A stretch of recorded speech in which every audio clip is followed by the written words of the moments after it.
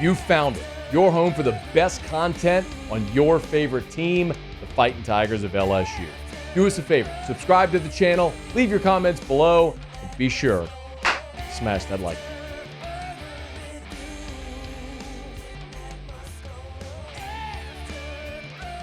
LSU Tigers had themselves one heck of a recruiting weekend over the 4th of July. So, not one, not two, but three defensive line commitments for Brian Kelly and the Tigers coming out of the 4th of July weekend.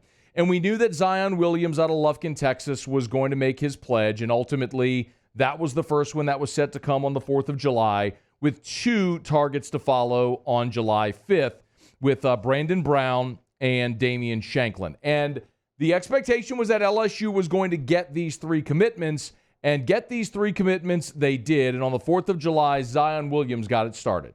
First of all, I would like to thank all the coaches that have let me experience this collegiate recruitment level. It's been great. Those coaches I want to thank personally are Coach Baker, Coach Tony and Coach Stens, Coach Bo, and Coach McFarland. I appreciate y'all for everything y'all have done for me. But with that being said, I will be attending. LSU, go Tigers.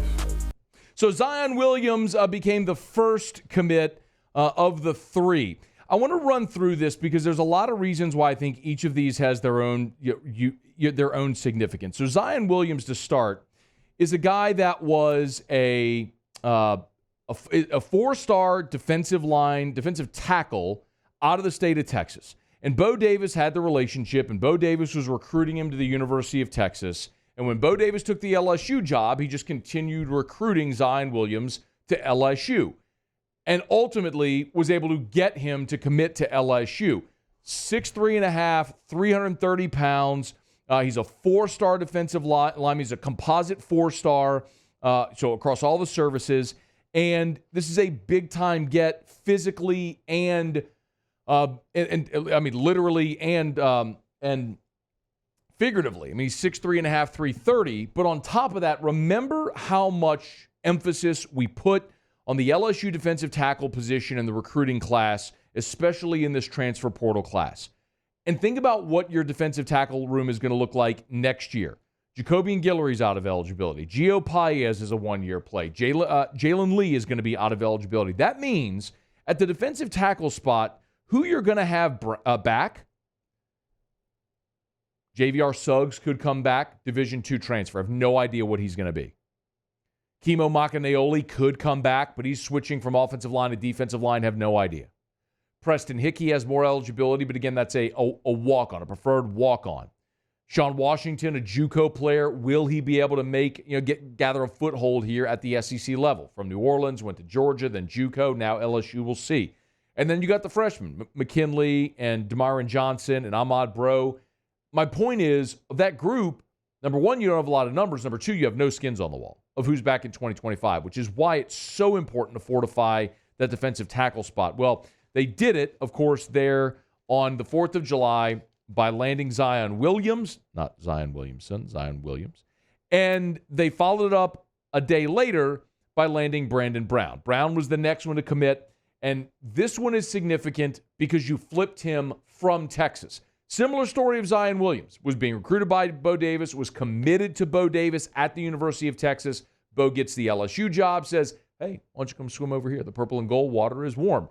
And you get Brandon Brown to flip, a guy from the state of Florida, 6'1.5", 290 pounds, another consensus four-star prospect in the composite, and had offers from everybody. Tennessee, Miami, A&M, Florida, Georgia, Florida State, Southern Cal, Ohio State, Oregon. Like, everybody offered Brandon Brown, and he was committed to Texas, and you flipped him. And what's the thing we often talk about when it comes to players? Like, look, think of it through the LSU lens. When you miss out on a player, it stinks. Or a player flips, that stinks. But it's so much more palatable whenever that player goes away, goes out of conference. Like, when the example we'll always give is the late Joe McKnight. You know, being at the River Center that day when Joe McKnight picked USC, it was like a fart in church, man. That went over awful. But he went to USC and you never had to see him. It's different when a guy like Devontae Smith from a meet goes to Alabama and wins a Heisman. That's a problem because you got to see him and he's beating you. So think of it from the flip side now. If you're Texas, this is a defensive lineman in Brandon Brown you had committed, who then not only leaves your class, but goes somewhere that is now in your conference. So big get on multiple fronts for LSU, that second interior defensive lineman. By the way, just a note on Bo Davis and his ability. Bo Davis spent 3 years at Texas. Okay, we know Bo Davis's history. He was at played at LSU. He was an assistant strength coach at LSU under Nick Saban. Then went to Texas and had a stint in the NFL, or to Alabama with Nick Saban. Forgive me, he went with Nick from LSU to Miami, to Alabama with Nick, then to Texas, then the NFL, then back to Alabama, then back to Texas. And Bo Davis, when he got to Texas in 2022, that draft, they had zero, the 22 draft, I should say. They had zero, Texas had 0 players drafted, not defensive linemen, 0 players drafted. This past year, by the time Bo Davis left, Byron Murphy, the defensive tackle, was the number 16 overall pick. So not only can Bo Davis get elite talent, but he can coach it up and develop it as well. I'll also remind you, do you know the last time LSU had a defensive tackle taken in the first round? Do you know, like off the top of your head? The last time a defensive tackle, interior defensive tackle, the last time LSU had a first-round defensive tackle was Michael Brockers in 2012. It's been a dozen years since LSU's had a first-round defensive tackle. Prior to that, Glenn Dorsey in 2008. Before that, it was Booger back in 99. LSU's had a lot of really good interior defensive linemen. They have not exactly pumped first-round talent through that position and through this program. Bo Davis is looking to change that. And then on the same day, on the 5th, Damien Shanklin, again, another one that was expected. Damien Shanklin, big-time edge out of the state of Indiana, the number 1 player in Indiana. In the composite, he's the number 87 overall player, but 24/7 Sports rates him as the 48th best player in America, any position. So you're talking about a massive prospect here, a top 50 overall player in the country that it offers from LSU and Notre Dame and Ohio State and Tennessee and everybody when you're a top 50 player like that. But I think just like if you want to give a hat tip to Bo Davis for the tackles, you got to give a hat tip to Kevin Peoples when we talk about the edge rushers.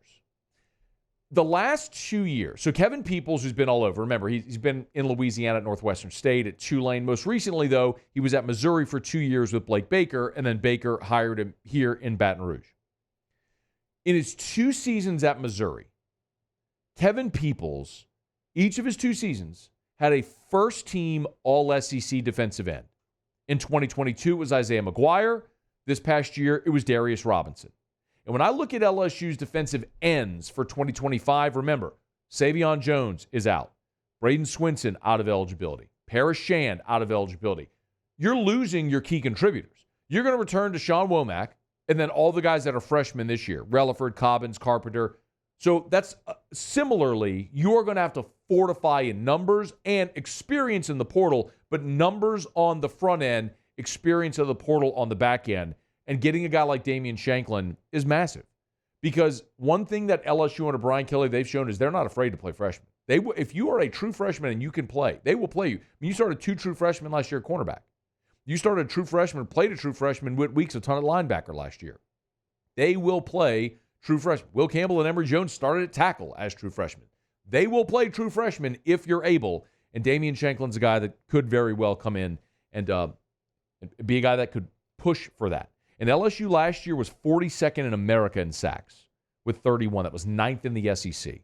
So you better get better at getting to the quarterback and impacting the quarterback. So perhaps doing that there with the addition of Damien Shanklin. So over that 4th of July weekend, LSU adds 3 defensive line commitments, all 3 elite prospects at their own positions. And it's pretty evident right now when you look at what LSU has done in this class, in the class of 2025 to date. And Shea Dixon tweeted this out earlier. So the On3 has updated their on 300, the top 300 prospects in America. LSU's got 13 of the 15 commits are top 300. The number 1 overall prospect, the number 1 QB, the number 1 running back, 2 of the top 3 interior offensive linemen committed, 3 of the top 7, and the number 1 blue chip percentage. And that's the thing that I think is most important. The number 1 blue chip percentage, meaning, you got 15 commits. There's programs that have 20, 21, 22, 23 commits right now. But no program has the quality of commitment that you have, which means when LSU does build this class into its 20, 22, 25 member class, you're going to be gunning for the number 1 overall spot. There's still a few big fish out there on the board. We'll see if LSU can land. But what a weekend for Brian Kelly. You've been asking for commits on the defensive side. You got it. Hey, thanks so much for watching. Please leave your comments. I love to interact. And be sure to hit the red subscribe button below.